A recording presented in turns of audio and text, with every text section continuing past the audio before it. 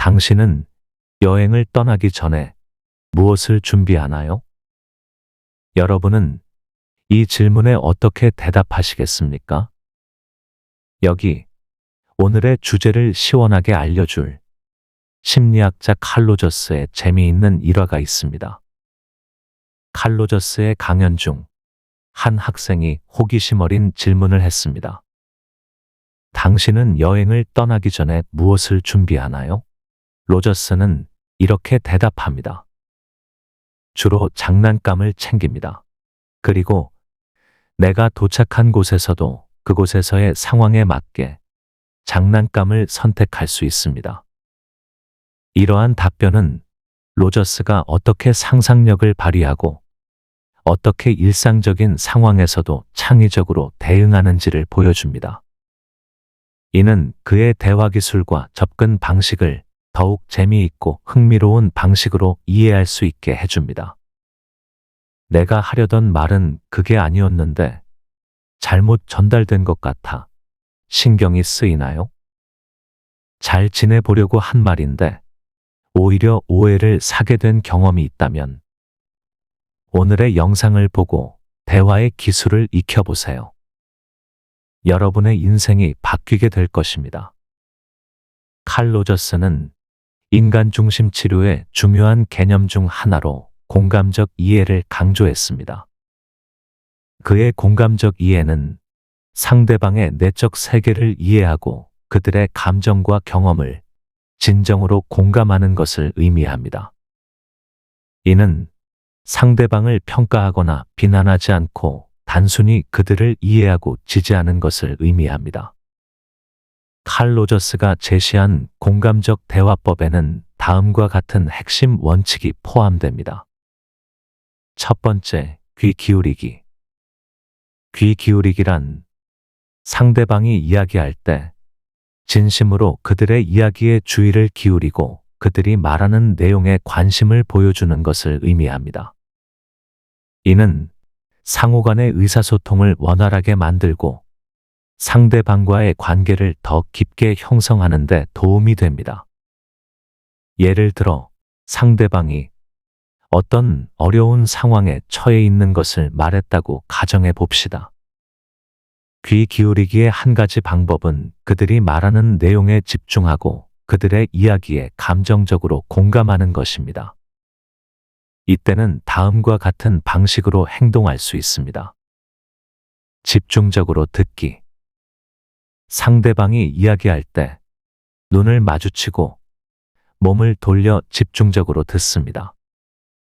이는 상대방에게 당신이 그들의 이야기에 진심으로 관심을 갖고 있다는 것을 보여줍니다.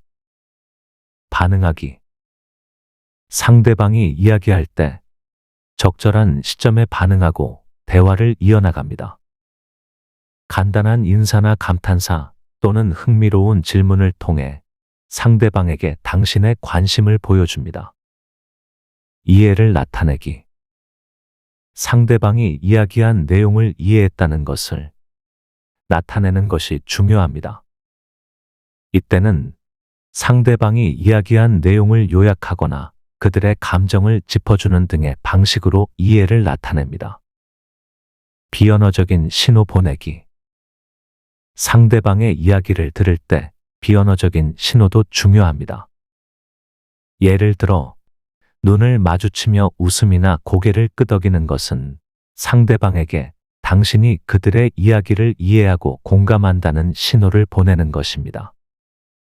이러한 방식으로 상대방의 이야기에 진심으로 귀를 기울이고 관심을 보이는 것은 상호 간의 신뢰와 이해를 촉진하며 대화의 질을 높이는 데 도움이 됩니다. 두 번째, 감정적 이해. 상대방의 감정을 이해하고 그들의 감정에 공감하는 것을 의미합니다. 이것은 단순히 상대방이 무엇을 느끼고 있는지 이해하는 것뿐만 아니라 그들의 감정에 공감하고 지지하는 것을 포함합니다. 이는 상대방이 당신에게서 안정감과 이해를 받을 수 있게 하며 더 나은 대화와 관계 형성을 가능하게 합니다. 예를 들어 상대방이 어떤 슬픈 이야기를 털어놓는다고 상상해 봅시다. 그들이 슬픔을 표현하면 감정적 이해를 통해 다음과 같이 행동할 수 있습니다. 공감 표현하기.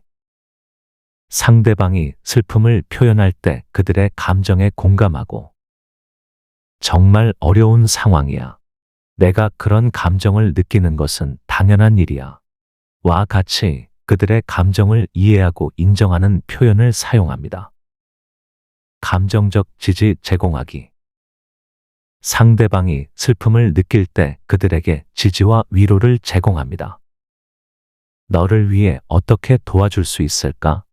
와 같이 그들이 감정을 나누고 싶을 때 도움을 제공하는 것이 중요합니다. 비언어적인 신호 보내기.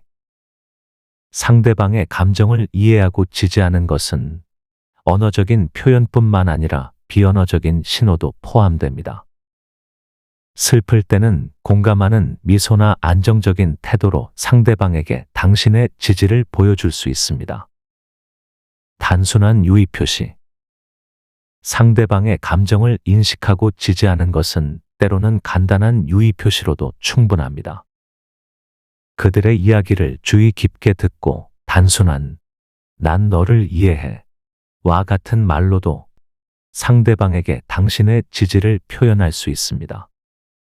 이러한 방식으로 감정적 이해를 표현하고 상대방의 감정에 공감하는 것은 상호 간의 신뢰와 연결을 형성하고 더 나은 관계를 형성하는 데 도움이 됩니다.